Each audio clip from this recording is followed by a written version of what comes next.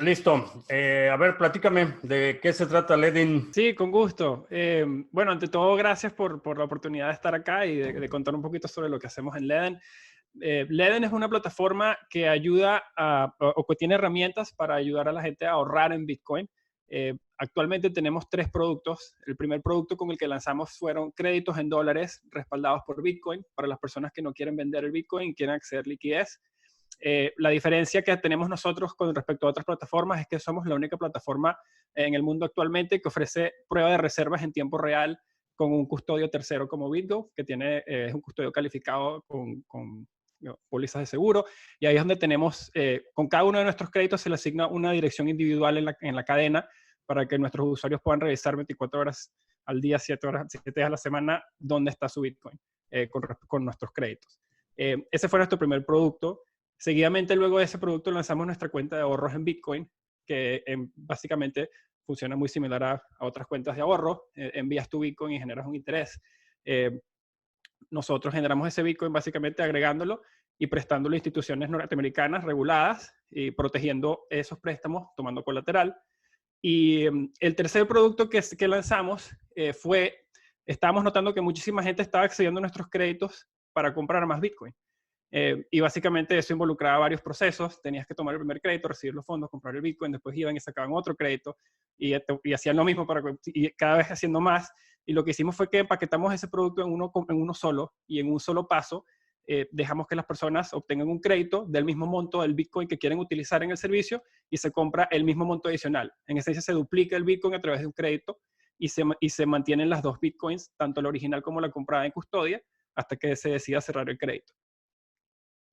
Bien, y el asunto de la custodia, siempre que veo servicios, y para mi audiencia no va a ser ninguna sorpresa, siempre que veo servicios de custodia en el que tengo que enviarle mi Bitcoin a alguien, empieza de inmediato la sospecha. ¿Cómo funciona el asunto de la custodia? Platícame. Sí, bueno, como te comenté, en verdad, para el producto del crédito, básicamente la custodia se mantiene con BitGo. En el caso de los créditos respaldados por Bitcoin, que son nuestros créditos normales, que no es el crédito para comprar más Bitcoin, esos créditos, como te comenté, tienen una dirección individual donde la persona puede revisar on-chain a través de su nodo o un block explorer en cualquier momento en donde esté ese Bitcoin que no se haya movido. Y ese, digamos, es el nivel de transparencia que nosotros podemos ofrecer porque también tenemos que, por nuestro lado, también la institución que nos presta los dólares exige prácticamente que nosotros como emisores del crédito tengamos custodia de algún colateral para ese crédito. No lo tocamos en esencia, no hacemos uso de él, pero tenemos que tener acceso a él para proteger el crédito. Y por eso tratamos de ser lo más transparente que podemos, porque incluso, como te digo, en modelos de custodia compartida, el prestamista, como quieras estructurarlo, el emisor del crédito siempre tiene que tener el derecho a ejecutar sobre el colateral. Esa es la manera por cómo se protegen. Entonces, mucha gente dice, bueno, y hay maneras de hacer un multisig, ¿por qué no utilizas un multisig? Bueno, en verdad, efectivamente, si vas a la práctica, el multisig no te va de ninguna manera te puedes deshacer del hecho de que el que emite el crédito tiene que tener control sobre el colateral para poder ejecutar en caso de un default o de que alguien no cumpla. Entonces nosotros, entendiendo esa limitante, tratamos de dar la mayor transparencia que podamos, entendiendo que tenemos que tener control, pero podemos en todo momento darle visibilidad al usuario, que eso es algo que no podías hacer anteriormente en el sistema financiero anterior porque tú no puedes tener visibilidad en el blockchain sobre tus dólares o el título de propiedad de tu casa.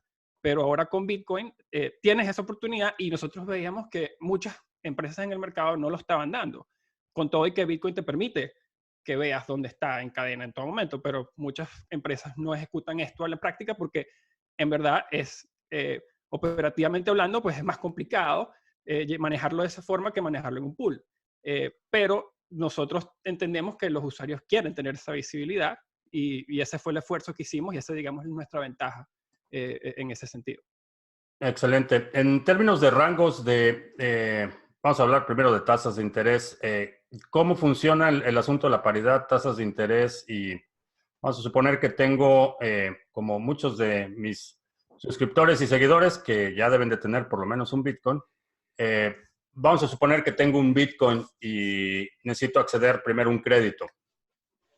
¿cuál sería el mecanismo para calcular o determinar, primero, la paridad, el precio, cuántos dólares voy a recibir, y segundo, la parte el componente del interés?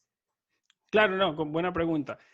Nosotros prestamos el 50% del valor del colateral en créditos. Queriendo decir que si quieres un crédito de $5,000, tendrías que dar $10,000 de Bitcoin como garantía para ese crédito. Obviamente el precio de Bitcoin fluctúa. Nosotros nos manejamos con varios exchange partners. En nuestra página, en la calculadora, puedes ver en todo momento cuánto colateral requeriría un crédito de determinado monto. Puedes determinar el crédito tanto por el monto de Bitcoin como por el monto en dólares que quieras prestar y se te calcula ambos cálculos. Y con respecto a las tasas de interés que nosotros cobramos por el crédito, se cobra una tasa administrativa una sola vez cuando se origina el crédito del 2% y se cobra el interés del crédito es 1% mensual, que anualizado es al 12% anual, pero lo digo mensual porque solo cobramos intereses por los días que lo tengas abierto. O sea, si lo abriste y lo cerraste en el día 31, se cobran 31 días de interés, no se cobran 2 meses.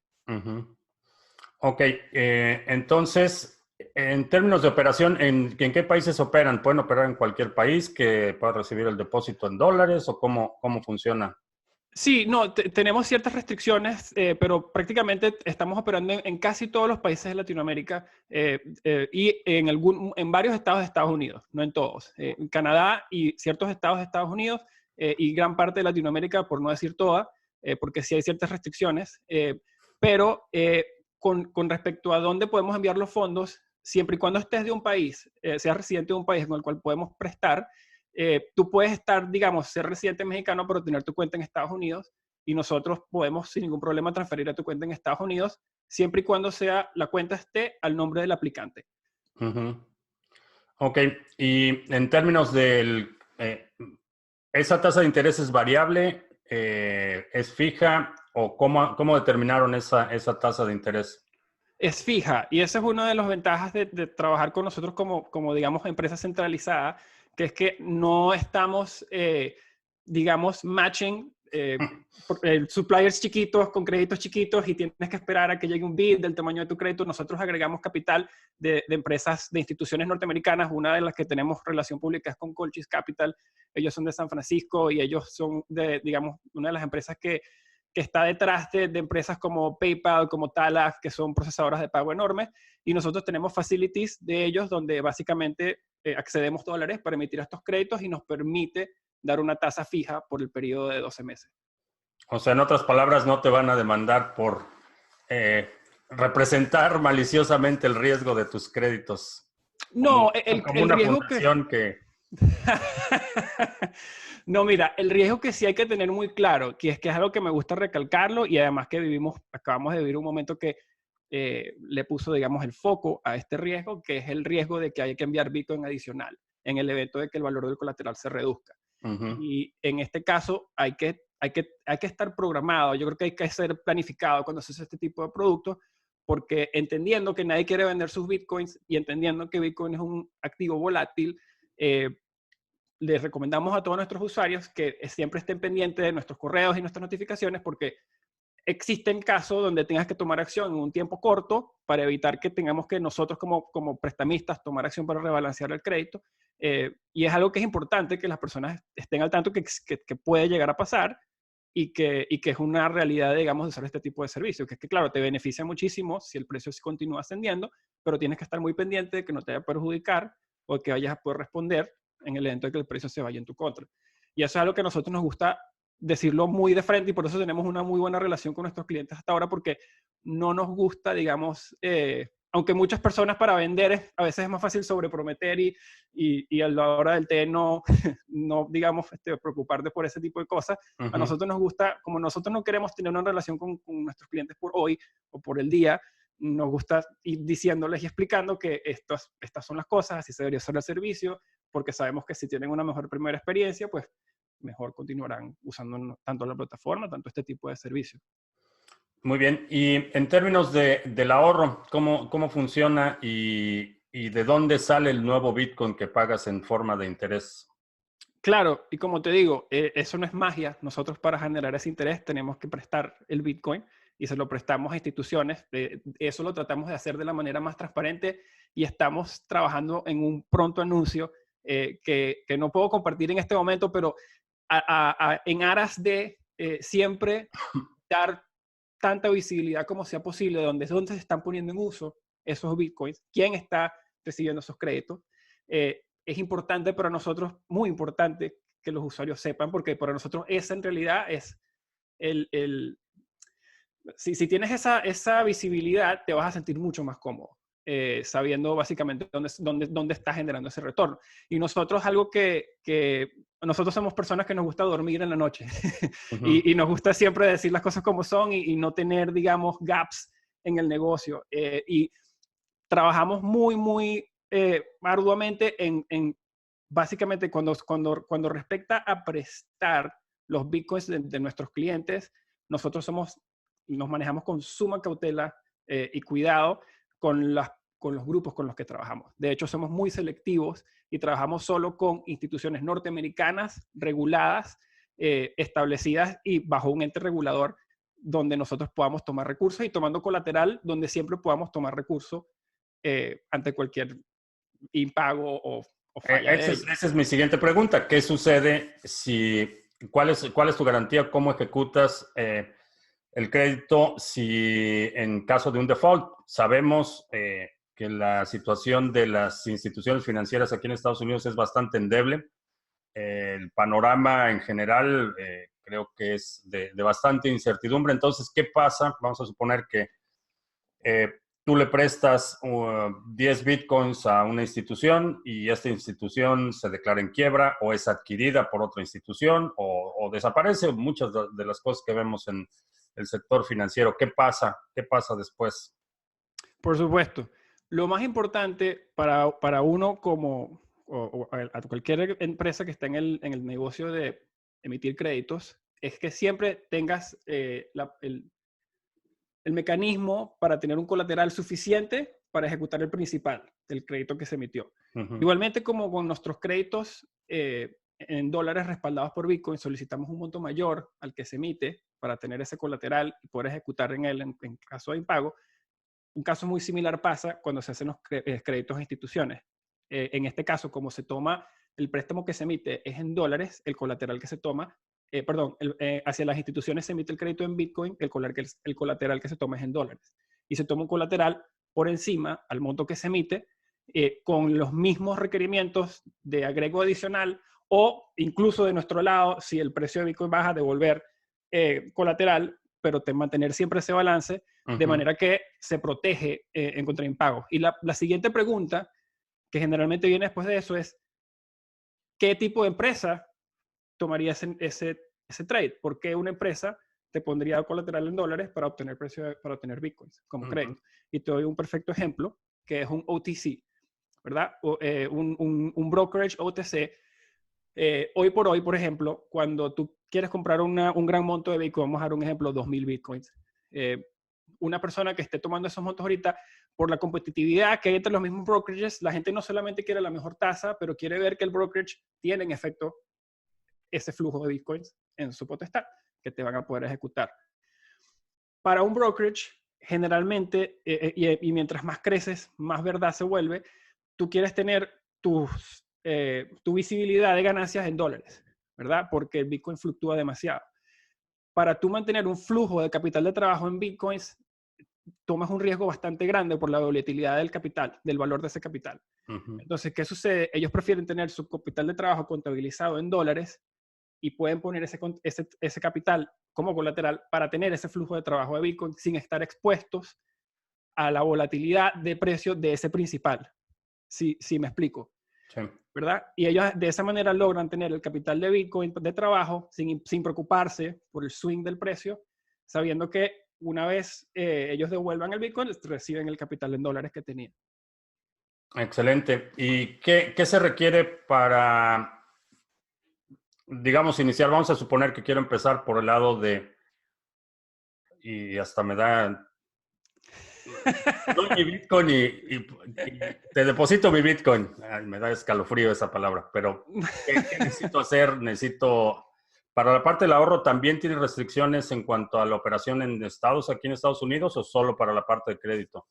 Sí, hay muchos menos estados restringidos, pero sí hay algunos. Por ejemplo, Nueva York, estoy seguro, Connecticut, Bueno, Washington, lo- los de los siempre. usuales, los de siempre.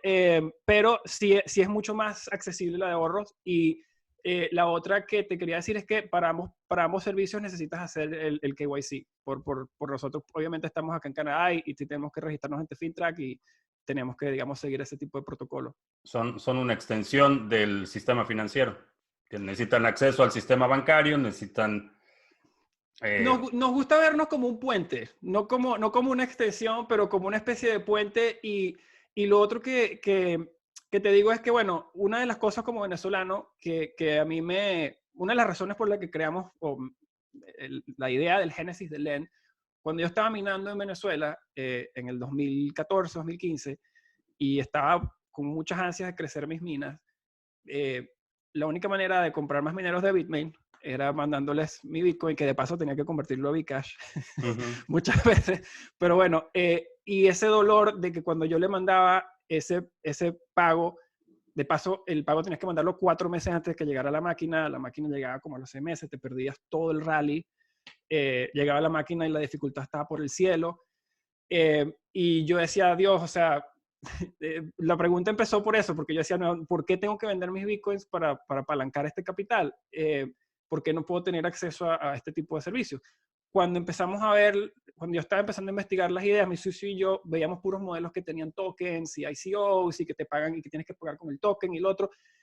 Y a nosotros nos decíamos, oye, si Bitcoin es, en nuestro humilde criterio, el mejor activo que ha existido quién sabe en cuánto tiempo, es por primera vez, Felipe, yo como venezolano le podía mandar un activo a una institución en otro país y esa institución me podía dar a mi capital al mismo término y en los mismos rates que se lo estaba dando un local, porque el colateral mío venezolano era el mismo que el uno en Estados Unidos, que era otro en ujú. Colombia.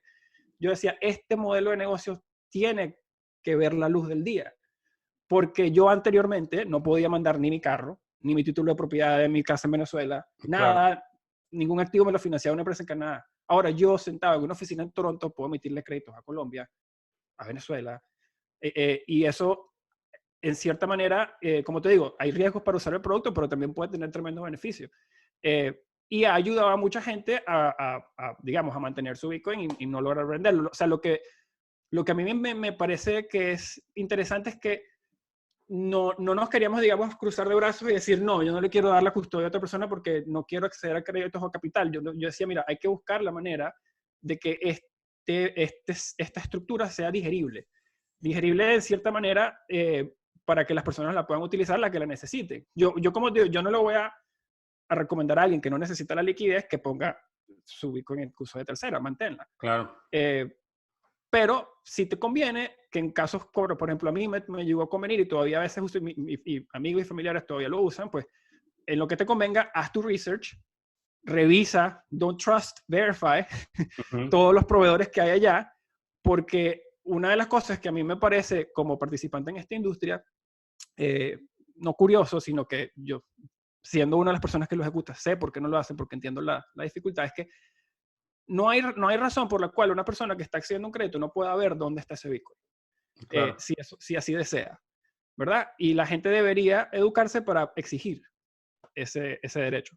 Sí, esa es una de las razones por las que en general soy bastante crítico de cualquier caja negra, llámese robots de trading, algoritmos, arbitraje, cualquier cosa que te produce un retorno en el sector. Si no sabes qué es lo que está haciendo, si no sabes qué es lo que está pasando, asume que es una estafa. Ese es mi principio de operación.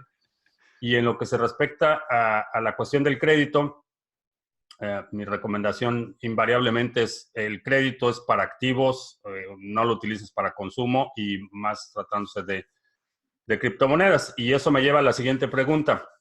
En términos el tamaño del crédito, ¿de qué capacidad estamos hablando? Digamos que tengo los ojos puestos en un ranchito en Texas.